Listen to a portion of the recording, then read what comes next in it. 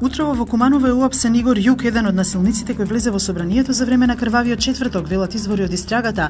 На Игор Јук му беше одреден притвор и се бараше со потирница за учество во насилните протести, но тој досега не беше доставен за органите на прогонот. Од МВР за сега официјално не објавуваат податоци за апсењето на Јук, повеќе детали најавија во текот на денот.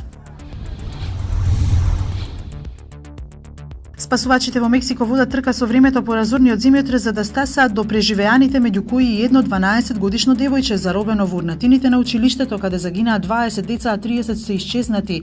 Досега од урнатините низ целата земја спасени се 50 преживеани. Од цивилната заштита истакнуваат дека со термален скенер е откриено дека под бетонските плочи има и други преживеани. Коалицијата за чист воздух О2 и првата детска амбасада во светот Мекеши заедно со уште 18 граѓански невладини организации денеска во 17 часот низ повеќе булевари во Скопје ќе одржат мировен марш за правото на чист воздух. Овој период е особено важен пред новите локални власти да се позиционираат за да можат сериозно да го сватат проблемот и заедно со централната власт да можат да преземат итни, но и краткорочни, а понатаму и систем на долгорочни мерки за решавање на проблемот, велат од коалицијата О2.